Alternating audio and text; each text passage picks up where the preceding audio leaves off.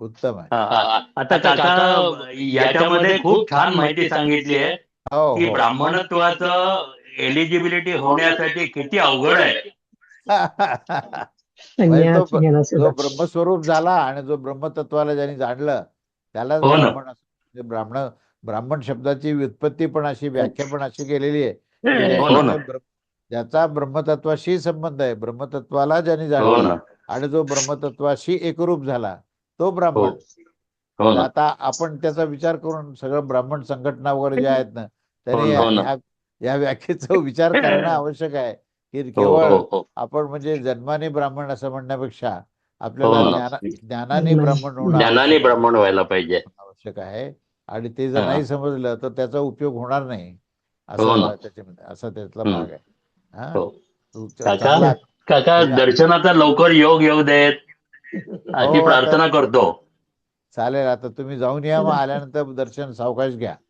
हो, नक्की घेतो. चालेल चालेल. हा चालेल. श्री आणि स्वामी समर्थ. गुरुपौर्णिमेचाही कार्यक्रम जरूर आहे का बरं हो, का. ऐकीन बघीन ऑनलाईन. हो ऑनलाईन आहे का. हा. हो आणि त्याचा आनंद घ्या. चालेल. हो. नमस्कार नमस्कार काका. नमस्कार. आशीर्वाद आहे. स्वामी कृपा. हं. श्री हा, स्वामी बोला. समर्थ काका. श्री स्वामी समर्थ. हा बोला.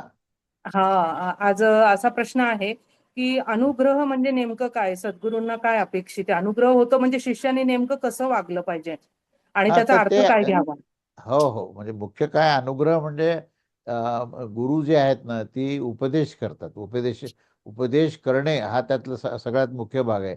आणि उपदेश कशाचा करतात तर ते ज्ञानाचा उपदेश करतात. मुख्य आत्मबोधाचं विवेचन करणे आणि आत्मबोध त्याच्यामध्ये पूर्णपणे ठासून ठेवणे, की त्याच्या जे ज्ञानाचा गाभा आहे तो ज्ञानाचा गाभा त्यांना समजून सांगणे. आणि म्हणजे त्या माध्यमातून जी काही ऊर्जा असते ना, म्हणजे सद्गुरूपाशी जी एक ऊर्जा आहे त्या ऊर्जेने तो परिपूर्णपणे त्या त्या नखशिखांत त्या भक्तावर कृपा करतात. आणि त्यावेळेस त्याच्यामध्ये जे काही बदल होतात शरीरातही, मनात आणि बुद्धीत, की आचरणामध्ये खूप मोठा बदल होतो. आणि सांगितलं जातं की तुम्ही आता ह्याच्या पुढे आचरण कसं करायचं ह्याचं विवेचन केलं जातं. तर त्या विवेचनामध्ये मुख्य त्याचा जो गाभा आहे ना तो असा की मी मनुष्य म्हणून जन्माला आलोय, त्यामुळे माझं जो काही कर्तव्य आहे ते कर्तव्य मला जगाच्या कल्याणाकरता करायचं आहे. आणि माझी जी जीवस्थिती आहे त्या जीवस्थितीतून मला आत्मस्थितीमध्ये आणि परब्रह्म परमेश्वराच्या प्राप्तीपर्यंत जायचं आहे. काय हे हा निश्चय करून त्या दिशेने त्याला यात्रेमध्ये पाठवणं पुढे आणि त्याला बळ देणं हे सद्गुरूचा अनुग्रह आहे. लक्षात आलं ना. हो हो, खूप छान. हा. श्री गुरुदेव. गुरुदेव दत्त. आशीर्वाद. स्वामी कृपा. बोला. श्री स्वामी नमस्कार समर्थ. काका. हा साष्टांग नमस्कार नमस्कार गुरुजी. हा बोला. परांजपे कसे आहात आपण. फार छान छान. आता पुढल्या आठवड्यात प्रवासाला सुरुवात होईल. हो हो भेट जरूर होईल. अगदी आम्ही वाट हो पाहतो तुमची. हो जरूर या.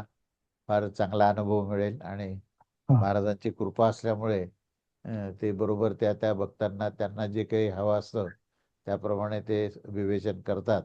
आणि एक दिव्य ऊर्जा मात्र प्राप्त होते. हा अनुभव वाव. प्रत्येक भक्तांना आहे.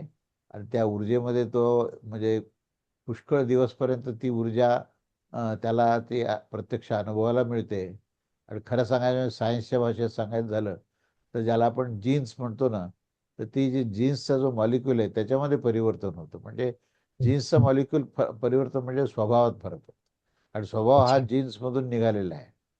ते जनुक म्हणून म्हणतात ते हेच का तेच स्वामी? तेच तेच जनुक. हा अच्छा जनुक जे म्हणतात ते जीन्सच आहेत.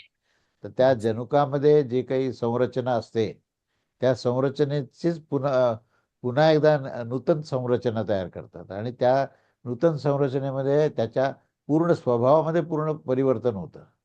वा. त्याला आजपर्यंत जे काही वाटत होतं की बा मी अमुक आहे, मी शहाणा आहे, मी श्रेष्ठ आहे, माझ्यामुळे अनेक हं. गोष्टी घडतात, तर त्याच्यापासून तो पूर्णपणे त्याला रिअलायझेशन होतं. हो. हाच त्याचा खूप मोठा लाभ आहे. आणि म्हणून गुरुपौर्णिमेला येणं, सद्गुरूचं दर्शन घेणं, अनुग्रह घेणं ही जी आहे ना ह्याला तोड नाही आहे. म्हणजे ह्याच्यासारखी खरोखरच. दुसरी घटना नाही. हा. तर ते वा तो वा, लाभ सुंदर. तुम्हाला वाट मिळणार आहे. बघतोय कधी. हो हो हो. हो अगदी जरूर अगदी. या. हा श्री स्वामी आनंद. समर्थ. श्री साष्टांग स्वामी. नमस्कार. आशीर्वाद. हा, बोला. नमस्कार काका. हा, नमस्कार काळे साहेब, बोला. यायचं ठरवलेलं आहे हा, छान या. गुरुपौर्णिमेचं. या. जरूर जरूर या. हो, अगदी या. या, ते चांगल्यापणे. पायाचं दुखणं आहे ते मॅनेज करता येतंय. बघा आता पूर्णपणे डॉक्टरांचा सल्ला वगैरे घेऊन नाही, डॉक्टरचा औषध, सल्ला घेऊनच हा, मॅनेज औषध, करता येत आहे. हा, जे काही औषध वगैरे त्याला आवश्यक येस, आहे ते सगळं मस्क्युलर बरोबर. पेनच आहे. अच्छा, या. बरोबर. आणि ते दॅट कॅन बी मॅनेज्ड. ठीक आहे, ठीक आहे, उत्तम आहे. या. तर यावं, जरूर यावं, वाट पाहतो. येस. श्री स्वामी समर्थ काका. श्री स्वामी समर्थ. हा, तर प्रवीण. तर आपला हा बोल. चौथा ब्राह्मण पण संपला आणि हो मी बघत होतो की अ, अ, जनक महाराज अ, हो जो टॉपिक आहे जनक हो महाराज ते काही 4-5 शब्द वापरले तिथे की त्यांना तो अमर तत्व पाहिजे होतं, अजन्मा, अमृत तत्व आणि अजर आणि अभय, त्या सर्व तत्वांची अपेक्षा होती आणि याज्ञवल्क्यांनी त्यांच्या गुरूंनी त्यांना ते सर्व दिलं पूर्ण. आपल्या या प्रबोधना मार्फत त्यांना ते प्रदान केलं. आणि जस्ट टू कम्पेअर, म्हणजे मी I am just thinking about myself की माझी काय अपेक्षा आहे आणि आय फाइंड दॅट आपलं जी इच्छा आहे ते एकदम किती क्षुल्लक आहेत आणि it is not at all fitting in any of this thing. म्हणजे आपल्याला तत्वाची तर इच्छाच नाही. वाट आपली जी इच्छा आहे ते एकदम छोटी छोटी असतात छोटी आणि छोटी इच्छा. क्षुल्लक, टेम्पररी वगैरे अँड ऑल दॅट. तर हो एक तर ते, आणि दुसरी गोष्ट हे की ते सर्व झाल्यानंतर जनक महाराजांचं खूप कमी स्टेटमेंट्स आहेत त्यांचे, पण ते म्हणतात हो की ते एवढे भारावून जातात की ते आधी आपलं whatever we call as माझं, ते ते आपले त्या आपल्या गुरुचरणी अर्पण करतात. तर म्हणजे ते माझं देऊन टाकतात आणि पुढे ही डझंट स्टॉप दॅर. ते म्हणतात की मी, ते ते दास्यत्व पत्करतात, एवढा मोठा राजा. आणि हो ते ह्या, दास्यत्व पत्करतो. करेक्ट. हेच म्हणजे तर ही स्थिती येते, म्हणजे ब्रह्मस्वरूपामध्ये जाताना जो माणूस आनंद मिळतो त्याला, आणि त्याच्यामध्ये जी एक त्यागाची भूमिका तयार होते, तर ती त्यागाची भूमिका किती पराकोटीची असते हे याच्या जनक राजाच्या निवेदनावरून कळतं आपल्याला. अगदी बरोबर. अक्षरशः पराकोटीची आहे. म्हणजे तिथे कुठल्याही प्रकारचं तिथे आपण म्हणजे अपपर भाव नाही आहे, किंवा नाही, श्रेष्ठत्वाचा भाव पूर्णपणे संपलेला आहे. संपलंय. करेक्ट करेक्ट तो करेक्ट. तो संपल्याशिवाय असं इतकं स्थिती येणार नाही, किंवा असं येणार. दान कोणी करणार. तो करेक्ट आपल्याला त्याच्यात बोध घ्यायचा आपल्याला, की आज आपली स्थिती काय आहे, काय, करेक्ट. आणि आपण जे काही इच्छा करतो त्या खरोखर इच्छा वर्थ आहेत का. हा हा हा हा प्रश्न आहे. आणि म्हणून जे काय मागायचं असेल तर शाश्वत तत्व आपल्याला मिळालं पाहिजे, हे बरोबर. मागितलं पाहिजे, जे शाश्वत आहे, जे हम्म, हम्म, कधीही त्याचा नाश होणार नाही. हम्म, आणि हम्म. आणि ते आपल्यामध्ये खरोखर असेल तर त्याची जाणीव आपल्याला कशी करून घ्यायची, करेक्ट. तर हे भगवंताला मागितलं पाहिजे. करेक्ट. तुकाराम महाराजांनी जसं म्हटलं की हेची जाण देगा देवा तुझा तर विसर नवा. म्हणजे तुझं विस्मरण मला होता कामा नये. आणि ती त्याच्यामध्ये एक प्रकारची भीती दाखवली की मी संसारात जर लिप्त झालो तर तर गेलो. म्हणजे काहीतरी आयुष्यातले क्षण असतील की हम्म, ज्यावेळेस मी तुला विसरेन, तर हम्म. ते विस्मरण मला होता कामा नये. करेक्ट. म्हणजेच काय की शाश्वत तत्वाचं अखंड अनुसंधान, अखंड स्मरण राहणं ही सर्वश्रेष्ठ आहे. आणि ते मागणं हे सर्वश्रेष्ठ मागणं आहे. Correct correct correct. आणखीन एक गोष्ट मी ऑब्झर्व करत होतो हा की हा बृहदारण्यका उपनिषदमध्ये आपण आता चौथ्या अध्यायामध्ये आहे. तर तर दुसऱ्या अध्यायामध्ये ते मधुखंड हे होतं तिकडे पण ह्याच अमृतत्वाचं, but it was very abstract and ते हा हो. यज्ञ वगैरे अँड ऑल दॅट. पण नंतर त्या तिसऱ्या अध्यायामध्ये त्या जल्प म्हणजे ते थ्रू डिस्कशन, तर्क वगैरे अँड हो ऑल दॅट, याज्ञवल्क्य आणि बाकी सर्वजण ही युज टू हो डिस्कस, हो त्यांची डिस्कशन वगैरे. बरोबर आहे, बरोबर. चौथ्या आयत्यामध्ये ते गुरु शिष्याच्या द्वारे, पण टॉपिक तोच आहे. तोच. टॉपिक तोच आहे, पण काय माहितीये, हम्म, हम्म, परिस्थिती बदललेली दाखवली, आणि प्रत्येक परिस्थितीमध्ये ती हम्म. इव्हॉल्व कशी होते, म्हणजे इव्हॉल्वमेंटची सुद्धा प्रोसेस ऑफ इव्हॉल्वमेंट आहे. हा, काय? आणि ती करेक्ट. एकदम जेव्हा सरफेसवर इव्हॉल्व होऊन अगदी जेव्हा अनुभवायला येते त्यावेळेस काय स्थिती ही चौथ्या अध्यायामध्ये आपल्याला दिसून येते. दिसतोय ते. आणि आणि आणि आता you started the next one, the पाचवा ब्राह्मण. तिकडे म्हणजे याज्ञवल्क म्हणजे आपल्या शिष्यांना पण तेच ज्ञान देत आहेत आणि आता Maitri she is very close to him because she is his wife. प्रश्नच तिकडे नाही पण तो. टॉपिक हाच आहे म्हणजे आणि सेम. तिने अत्यंत स्पेसिफिक प्रश्न विचारलाय तिने की हे सगळं तुम्ही वाटण्या केल्यानंतर जे काही मला द्याल ना त्याच्याने मला अमृत तत्वाची प्राप्ती होईल का? होईल का? करेक्ट. प्रश्न इतका पॉइंटेड आहे ना की त्याला उत्तरही पॉइंटेडच देणं आवश्यक आहे. अगदी बरोबर, अगदी बरोबर. म्हणून त्याने नाही एका शब्दामध्ये उत्तर दिलं. नाही, बरोबर बरोबर. आणि आणि नाही शब्द मिळाला बरोबर मैत्री पुढे म्हणते मग कशाने मिळेल ते सांगा. ते सांगा. Correct correct correct.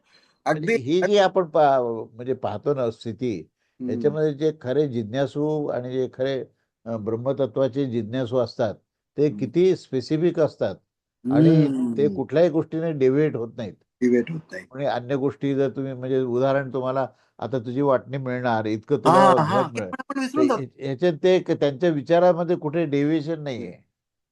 जसं नचिकेताला यमानी प्रश्न की जसं म्हण तुला काय पाहिजे ते घे बाबा, सोनं नाणं अगदी काय पाहिजे ते घे. तो म्हटलं मला काही नको, मला हे अमरतत्व काय ते सांगा. म्हणजे हाच प्रश्न आहे. करेक्ट प्रश्नामध्ये भेद नाहीये. Correct correct. म्हणजे तर ते म्हणजे म्हणजे त्या ठिकाणी त्यांची जी काही ही आहे ना निश्चयाची आणि हे तत्व मिळण्याशिवाय दुसरं मला काही नको, ही जी भूमिका आहे ना ती भूमिका आपल्या श्रोत्यांमध्ये हळूहळू आली पाहिजे. म्हणजे म्हणजे म्हणजे म्हणजे गुरुकडे त्यांना मगच त्यांना ते आकलन होईल. तोपर्यंत ते फक्त शब्दच राहतील. करेक्ट. कुठल्या भावाने गुरुकडे जायचं आणि गुरु हा काय विचारायचं हा टॉपिक आता क्लिअर होत चाललाय. आम्ही फक्त टाइमपास करत होतो म्हणजे अजूनपर्यंत. नाही नाही नाही असं नाही. ते हळूहळू त्या मार्गाने येतो माणूस. पहिल्यांदा जसे काही छोटे मोठे स्टेशन लागतात मग हळूहळू मुख्य मुख्य स्टेशन लागतात आणि मग जेव्हा टर्मिनसला आलो तेव्हा म्हणतो की चला आता बॅगेज आवरा सगळं काय आता आपलं गंतव्य आलेलं आहे, जिथे आपल्याला उतरायचं ते ठिकाण आलेलं आहे. तर त्या ठिकाणी आल्यानंतर जी माणसाची पूर्ण प्रवासामध्ये जी एक हालचाल होते किंवा जी एक स्थिती निर्माण होते ती आपण अनुभवाला सुद्धा घेतो की आपण आता आलेलं आहे, स्टेशन आलंय आणि विदिन 5 मिनिट्स हे स्टेशन येणार आहे, तर बी रेडी. काय तसं हे आहे पूर्ण की सगळं सांगताना शेवटी सांगतात की झालं आता तुम्हाला काय द्यायचं ते मिळालेलं आहे, आता तुम्हाला काय समजलं ते बघा. ते बघा. हा अशी गोष्ट. आशीर्वाद द्या श्री स्वामी खूप समर्थ. छान. आशीर्वाद आहे स्वामी सदा कल्याण. आजचं टॉपिक खूप छान होतं दादा. ते म्हणजे ब्रह्मतत्व वरती होतं आणि कोल्हे त्यांनी जे विचारलं की अनुग्रहात काय आपल्याला भेटतं म्हणजे गुरुकडून, ते ऐकून तुमचं म्हणजे ऐकून ते वाटतं म्हणजे की बरोबर आहे. म्हणजे गुरुने आपली ही धरलेली आहे ह्याच्यावरती थोडंसं अजून लक्ष गेलं माझं. खरंय खरंय. म्हणजे छान. आपण आपल्याच डिरेक्शननी चालत असतो पण गुरुचं ऐकल्यावर कसं आपल्यात बदल येतं ते कळून येतात. ते कळणं महत्वाचं आहे, खूप महत्वाचं आहे. हो हो. चला खूप छान. आशीर्वाद अशी तुमची कृपा आहे आणि राहू द्या. किरण आशीर्वाद आशीर्वाद आहे. हा बोला काय म्हणता, कसे आहात छान तुम्ही? झाला. हो छान झालं. हा कृपा आहे. म्हणजे ज्ञानाच्या अधिष्ठानावर आचरण काय असतं आणि त्या आचरणातून भक्तीचे फुलं कसे बाहेर येतात तर हे आपल्याला कळालं पाहिजे. तर बीज जे आहे हे ज्ञानाचं आहे काय, आणि आता आपलं जे सगळं विवेचन आहे हे त्या बीजावरच चालू आहे की ज्ञानाच्या अधिष्ठानावर जो वृक्ष उभा राहतो तो वृक्ष हा आचरणाचा वृक्ष आहे. आणि त्या ठिकाणी विविध प्रकारचे फांद्या पानं आणि हे त्याच्यामध्ये विविधता असते, तरी पण त्याच्यामध्ये त्या बीजाचंच तत्व सर्वत्र विभिन्न पद्धतीने आविष्कृत होतं. पण त्याचा अंतिम जी गोष्ट आहे, अंतिम परिणिती जी आहे ना, त्या बीजाची अंतिम परिणिती फळामध्ये आहे आणि ते फळ म्हणजेच भक्ती आहे. ते भगवंताची भक्ती करताना आपल्याला हळूहळू ऊर्ध्व दिशेला जावं लागतं आणि शेवटी त्या फळापर्यंत आल्यानंतर त्या फळामध्ये पुन्हा तेच बीज असतं. म्हणजे जे ज्ञानाधिष्ठित आचरण आणि ज्ञानोत्तर भक्ती जी भगवंतांनी सांगितली आहे ती ज्ञानोत्तर भक्ती जी आहे ना, ती ज्ञानोत्तर भक्ती म्हणजेच ते अंतिम फळ आहे. ते आणि कशाचं फळ आहे तर त्या ज्ञानाच्या बियापासून निघालेलं फळ आहे. आपल्याला हे जर लक्षात आलं की हे ज्ञानच सर्वत्र आहे, त्या पानामध्ये फुलामध्ये खोडामध्ये फांद्यामध्ये आणि नंतर अंतिम जे फळामध्ये ते ज्ञानच अंतर्बाह्य आहे. म्हणून आपल्या आचरणात ज्ञान दिसलं पाहिजे, आपल्या आचरणात भक्ती दिसली पाहिजे. आपल्या आचरणामध्ये कर्तव्य भाव दिसला पाहिजे. आपल्या आचरणामध्ये जो आहे तो समर्पण भाव दिसला पाहिजे. म्हणून भक्ती ही आचरणाशिवाय राहू शकत नाही. आणि ज्ञान जे आहे ते ज्ञानाची आई म्हणजेच भक्ती आहे. ज्ञान सुद्धा भक्तीशिवाय जे आहे ते पोरकं पडतं, संरक्षित राहत नाही. आणि त्याचा जर स्वैराचार झाला तर अहंकार येतो. नाही तर मग म्हणून मी ज्ञानी झालो असे काहीच नाही असं माऊली म्हणते. त्याचा अर्थ असा आहे की ज्ञानी हा शब्द त्याने रिजेक्ट केला, माहिती का, की ज्ञानी असा कोणीच नसतो. मग तो कसा असतो तर तो ज्ञानस्वरूप असतो. म्हणून ज्ञान जे आहे हे आविष्कारामध्ये आल्याशिवाय ते खऱ्या अर्थाने कळतच नाही. आविष्कार कसा येतो तर तो भक्तीमध्ये आविष्कृत होतो. ज्ञानोत्तर भक्त जो आहे ना तो माझं स्वरूप आहे म्हणून सांगितलेलं आहे. हे जे वाक्य खूप महत्वाचं आहे, भगवंताने सांगितलेलं. म्हणून आपण प्रभू रामचंद्राची सुद्धा जी उपासना केली ना तर त्याच्यामध्ये जो आत्माराम आहे तो कळणं आवश्यक आहे खूप. हा म्हणजे कोदंडधारी रघुवीर जो आहे ना तो समजणं तर आवश्यक आहेच आहे, कारण तो तेच तर खरं म्हणजे त्या बीजातून बाहेर आलेलं आहे. पण त्याचं अंतिम फळ काय आहे तर अंतिम फळ जे आहे ते रमण होणे म्हणजे तो राम. त्या रामाच्या नामामध्ये रमण होणे हेच त्या रामाचं वैशिष्ट्य आणि हेच राम समजणं आहे. काय नुसतं आपल्याला त्याच्या शौर्य आणि वीराचं फक्त विवेचन करणं इतकं मर्यादा नाही आहे, तर ती त्याच्यामध्ये असलेली जी काही दिव्य शक्ती आहे आणि त्याच्यामध्ये असलेले जे दिव्य साहस नुसतं नाहीये, तर प्रत्येक जीवमात्राच्या कल्याणाकरता त्याचं म्हणजे त्याचं जे अखंड अस्तित्व आहे तर ते कळणं आणि त्याच्यामध्ये रमण होणं. रामाचं वैशिष्ट्य काय तर रमण होणं तो राम. अखंड रमण जिथे झाले तुम्ही तर तुम्ही रामस्वरूप झाले. काय आणि तुम्ही जर अधूनमधून फक्त आपल्या नियमाकरता म्हणून तुम्ही रमण होत असाल आणि बाकीच्या वेळेस संसारात रमण होत असाल तर अजून राम कळायचा आहे. अजून रामाला खऱ्या अर्थाने जर कळायचं असेल ना तर तुम्ही कुठेही जा, कोणत्याही ठिकाणी जा, कोणताही प्रसंग असो त्याच्यामध्ये तुम्हाला राम दिसला पाहिजे. नुसताच दिसला नाही पाहिजे, तो अनुभवता आला पाहिजे. आणि तो अनुभव म्हणजेच रामनामामध्ये रमण होणे. आणि हेच गोंदवलेकर महाराजांनी सांगितलंय. हेच आपल्याला गोंदवलेकर महाराजांनी जास्त त्याचा ज्ञानाचा आविष्कार न करता सांगितलंय की फक्त आदेश दिला की तुम्ही नाम घ्या, बाकी काही नाही, त्यात सगळं काही आहे. पण मग नाम घेणाऱ्या माणसाची भूमिका जर त्या अधिष्ठानात नसेल तर ते नुसत्या त्या आविष्काराच्या आकाशातच गिरट्या मारत बसतील. हातात काय मिळालं कळणार नाही. म्हणून ते कळायचं असेल ना तर ज्ञानाचं बीज आहे आणि भक्तीचं फळ आहे. म्हणजे तुम्ही फळ उघडल्यानंतर मध्ये जे बीज दिसतं की नाही तर आपल्याला लक्षात आलं पाहिजे हेच मुळात आहे बरं का. हे बीज इथे आता नवीन जरी दिसत असेल तरी मुळापासून ह्या मुळामध्ये हेच बीज आहे.